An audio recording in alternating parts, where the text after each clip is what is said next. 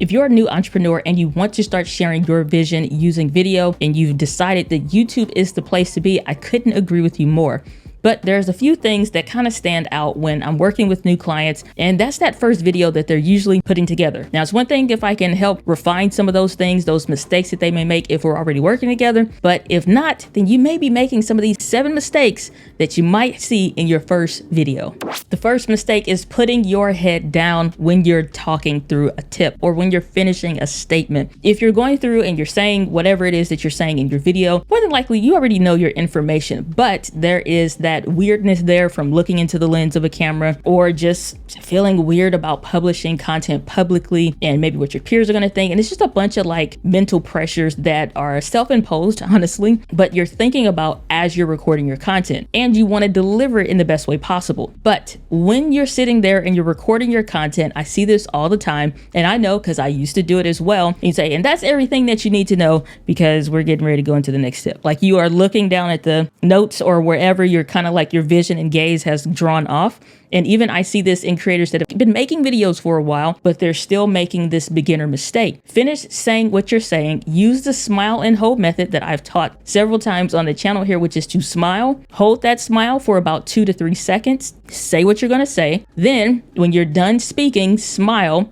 Hold that smile for another 2 to 3 seconds so you have time at the beginning of your video and at the end of your video to add a buffer for your transition so it doesn't eat into what you're saying or you're not putting your head down in the middle of a transition and it just looks and sounds weird. Mistake number 2 is varying audio in your video. 1 second it's super loud, another one is super low. From one video to the next, then maybe one is kind of hitting that sweet spot. This comes from not editing with headphones, or if you're working with an editor, if they're not very refined, they may be working from the speakers on their computer, so they're not really listening to what it truly sounds like. So from one video to the next, or one environment that you're recording into the next, you don't have a consistent audio level, and it's kind of as jarring as when you're watching a TV show and then it cuts to commercials and the commercials are super loud, or you're adding in sound effects that are super loud and super jarring. It's one thing about audio, and it's that it can help with the pacing when you're adding in music and stuff like that, or it can be a disruption and a distraction because it's just really jarring. So don't forget, audio honestly is more important than the video aspect or the visual aspect in your videos. So find that good happy medium. I love to use between -6 decibels and 0 decibels in the editing file. So that way my voice, my audio, everything is consistent no matter where I am or what I'm doing. The audio levels still stay true across every video. Mistake number 3, you're waiting too long to record between videos. If you're trying to do batch recording in the beginning, the problem is you're not comfortable and honestly efficient enough with recording videos as is. So trying to bulk record, you're trying to like condense time frames, and I get it, but that doesn't help you when you're not experienced with already recording and creating content. The key that makes bulk recording and batch recording content work is that you're efficient in recording solo individual pieces of content. But when you're new to your camera, you're new to all the audio stuff, you're new to editing, batch recording sounds like really great advice in the beginning because you're like, that now I don't have to spend so much time. But either way, you're going to invest time in the editing and the recording somewhere in the process simply because you're inexperienced currently. That doesn't mean you have to stay there, but right now you may not be as far along as you would hope. So when you're batch recording your content, you're not touching your editing software enough for it to really stick to your memory of what the keyboard shortcuts is, what you need in order to be more efficient in exporting, or where's this effect and how do I do this? If you have to stop and watch tutorials every single time you're getting ready to do an edit, it's not helping you to batch record, it's actually hurting you. And then the other thing is that all those frustrations, all those anxieties, all those ideas, everything keeps coming up and coming up. So every time you sit down to record, it keeps feeling like the first time you recorded a video. The way you get past this is consistency. Repetition is the mother of all learning. So if you are not sitting down, touching your keyboard, touching your camera, recording content every single week, it's not to be some maniac that's creating content every waking moment of the day. But the point is so that you can honestly learn what you're doing, learn your gear, get more comfortable and confident on camera so you can deliver your content. Then it makes sense to batch record when you can do singular videos well versus trying to batch record a bunch of videos and it's just really a big nightmare. Waiting too long to record in between your videos. How long should a video be? What should go into it? Some of these tips around being consistent are actually some of the things that we cover in the Video Simplified community. This membership community is jam-packed full of information, in addition to giving you a few courses when you first join up, including the Video Simplified Playbook, the YouTube Simplified Masterclass, and a ton of other projects, courses, including the exclusive EntreChats daily morning show, a private podcast exclusive to the membership community. So if you haven't checked out the Video Simplified membership community, I highly encourage you to get started, especially while you have the package that's available currently, because it will be changing. So go to videosimplified.live. Mistake number 4 is keep looking for the next thing to buy instead of mastering what you've already bought. Now, this is what you call gear acquisition syndrome, or GAS. Now, everybody has had that. I've dealt with that. But even down to where I am now and teaching videos and even like receiving equipment, testing stuff, like I love the whole technical experience. Don't get me wrong. And you may too. But the thing is if you're always looking for another camera, another lens, another microphone, and you have plenty of gear of what you're already doing, gear is now becoming your excuse instead of it becoming the tool to literally help you amplify your business and your brand.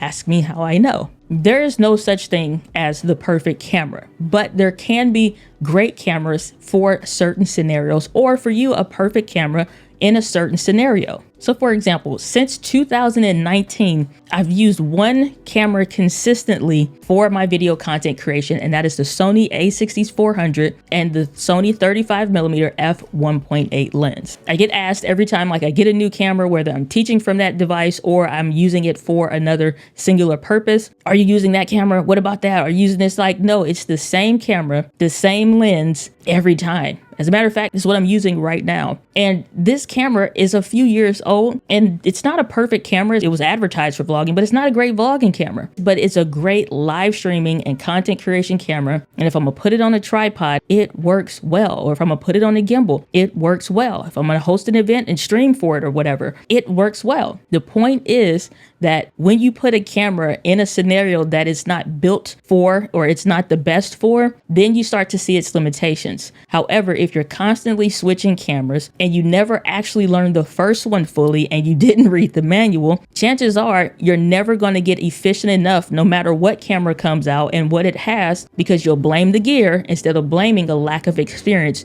using the gear. If there's one thing I could recommend to you, is that use your camera when you buy it, or literally any device that you use it for 30 days consistently. Don't stop. When you use your stuff every single day, you get used to all the quirks and the limitations or whatever, and you learn to work around them. Like literally all cameras have some limitations or something that you wish would be better depending on your use case. There's one quote that I always teach and share with my audience, my community, and my clients, and that is too many learning curves equal a circle.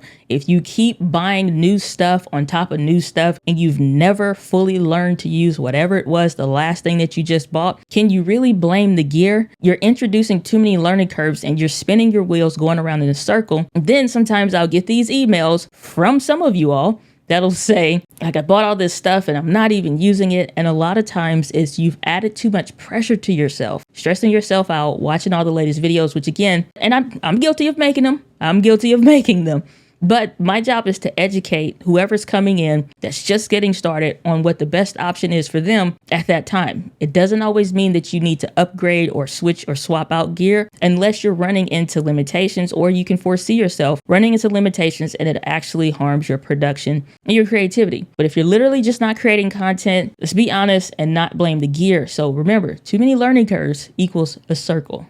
Mistake number 5 that I see with creators is that when you're wearing a lapel microphone and you're wearing it indoors, there's no wind. Yet and still you'll see a wind foam on just about everybody's lapel microphone. And again, I'm guilty. I used to do this. One, because you don't think sometimes to take it off. But the other thing is that it starts interrupting your audio. When you have audio that's kind of rubbing, you'll kind of start to hear that kind of a noise, right? So when you have that rubbing up against your clothes, it's not anything wrong with the microphone. It's not anything wrong with your camera if you're plugging in directly to that, or any wireless system that you may be using. The problem is that foam is rubbing up against your clothes, and it's introducing noise just as you're naturally shifting. Like I talk with my hands a lot. So if I'm moving around and I'm talking, that audio is constantly rubbing just solely up against your shirt. So if you're indoors, take the foam off. You'll be fine. You won't get any plosives because it's down here on your chest where you're producing audio, not necessarily needing to be close to your mouth or embedded in the middle of your throat.